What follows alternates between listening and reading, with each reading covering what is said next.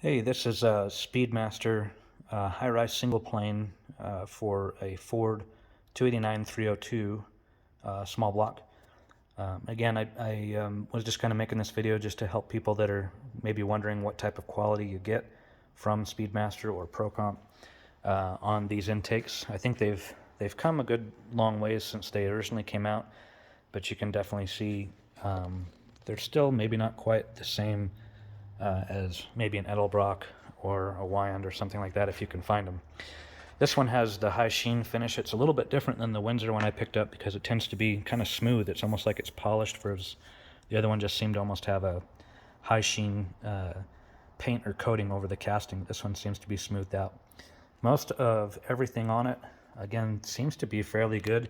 The finish work on it and the threads all seem to be in fairly good shape. This one, the plenum, is fairly different than the Windsor. It's really interesting.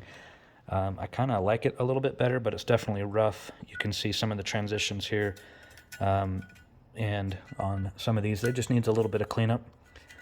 But it does still have that really sharp radius coming off the carburetor pad into the runners. But you can kind of see, whereas the Windsor tends to be flat across the bottom of the plenum, this is actually almost not quite a point, but a nice kind of radius as it drops down into the cylinders. Again, not too bad considering what I've seen in the past, but I would definitely, I'm going to clean this thing up before it gets run. The ports, again, are not as bad as some of the other ones that I've seen. This is a 1250 gasket, a Felpro 1250. You can see it's a little bit smaller than the Felpro 1250, but that might be good depending on what cylinder head you're running.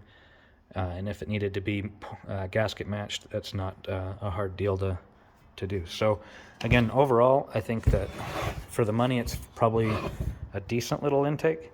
And with a little bit of handwork to finish that up, probably make some decent power. Hopefully we'll find out here pretty soon. But anyway, that's the Speedmaster high-rise 289-302 intake manifold.